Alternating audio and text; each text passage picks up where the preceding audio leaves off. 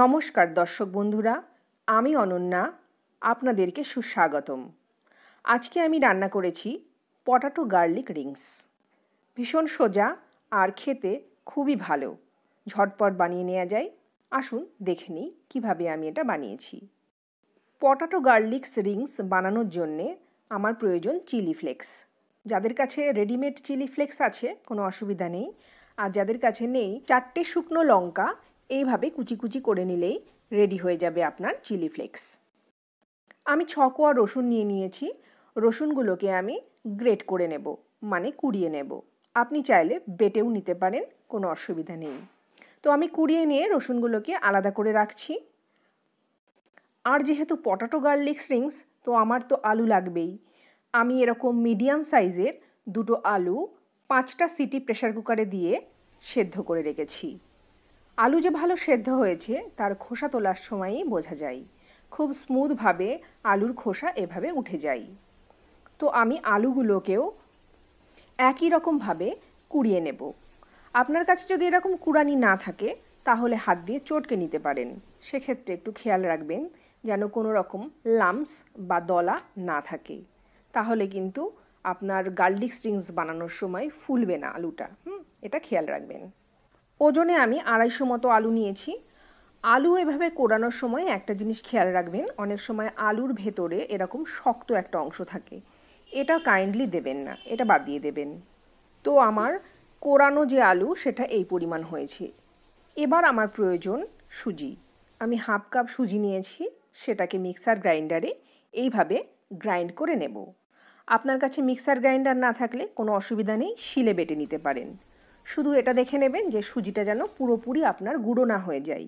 এরকম হাত দিলে একটু দানা দানা থাকবে, সেরকম গুঁড়ো করলেই আপনার যথেষ্ট। এবারে আমি একটা ফ্রাইং প্যানের ভেতরে 2 টেবিল চামচ সাদা তেল দিয়ে দিচ্ছি। এক্ষেত্রে সাদা তেল নিতে পারেন, সর্ষের তেলও নিতে পারেন। আর যদি আপনি এমনি কড়াইয়ে রান্না করেন তাহলে তেলের পরিমাণটা আরও একটু বেশি নেবেন। আমি এবারে দিয়ে দিচ্ছি যে রসুনগুলো বেটে রেখেছিলাম সেগুলো। আমার রসুনের সাথে একটুখানি আলু মিক্সড হয়ে গেছে, তো ওটা একটুখানি আপনারা ইগনোর করবেন। রসুনটা সামান্য ভেজে নিয়ে আমি দিয়ে দেব জল। ঠিক যতটা পরিমাণ সুজি ততটা পরিমাণ জল। জলটা একটু ফুটতে শুরু করলে আমি দিয়ে দেব চিলি ফ্লেক্সগুলো। চিলি ফ্লেক্সগুলো দেওয়ার সাথে সাথে জলের ভেতরে একটা লালচে কালার চলে আসবে। আর দিয়ে দেব 1/2 চা চামচ লবণ। লবণটা 1/2 চা চামচে ঠিক আছে, কোনো অসুবিধা নেই। তবে আপনি চাইলে পরে যখন রিংটা খাবেন তখন আপনি লবণ ছড়িয়ে খেতে পারেন, কোনো অসুবিধা নেই। জলটা আরেকটু ফুটলেই আমি এবারে অ্যাড করে দেব সুজিগুলো। সুজিটা জলের সাথে দেওয়ার সাথে সাথেই এরকম দলা দলা হয়ে লাম্পস তৈরি হয়ে যাবে।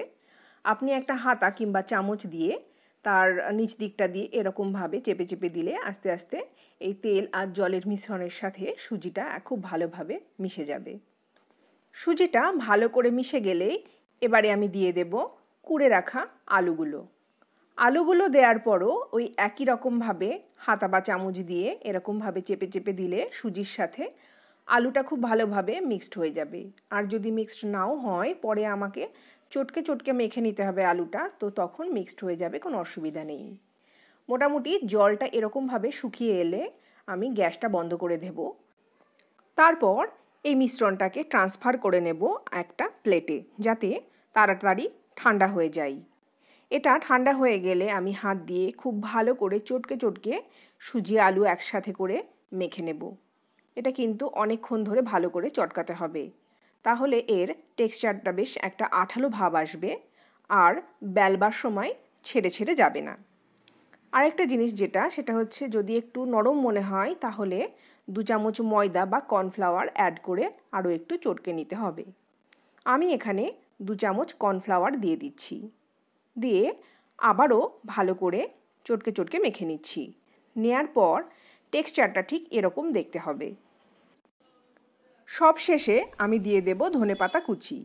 আমি কিন্তু ধনেপাতার ডাঁটিগুলো সব বাদ দিয়ে দিয়েছি, আর পাতাগুলোকে খুব ভালো করে ছোট ছোট করে কুচি কুচি করে নিয়েছি। এবারে আমি একটা বেশ বড় সাইজের গুচি কেটে নেব। আপনার বেলবার জায়গাটা যত বড় সেই হিসেবে এই গুচির টুকরোটা কেটে নেবেন। বড় হলে বড় একটা গুচি কেটে নেবেন, আর ছোট হলে ছোট ছোট করে নেবেন।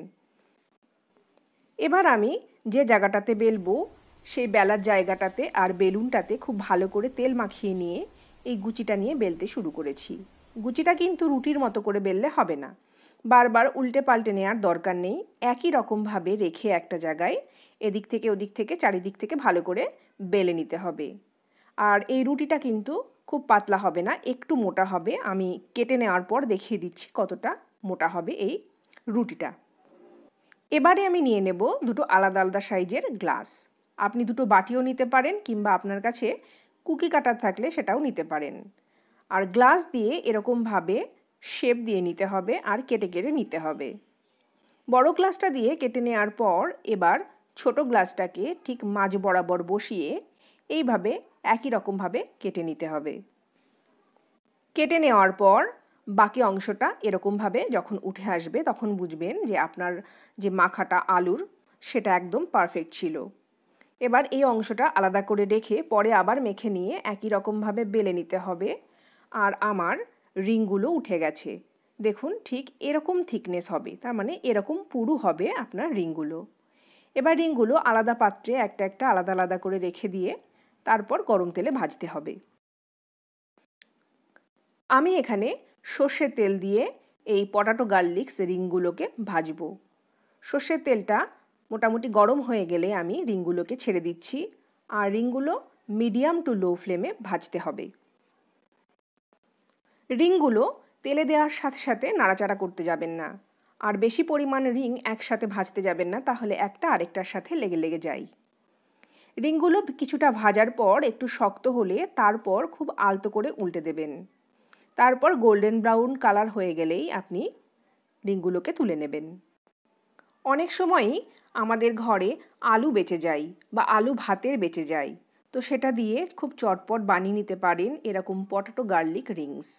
আর একটা কথা, যদি আপনাদের গার্লিক মানে রসুন পছন্দ না হয় সেক্ষেত্রে কিন্তু রসুন বাদেও এই রিংটা তৈরি করে নিতে পারেন।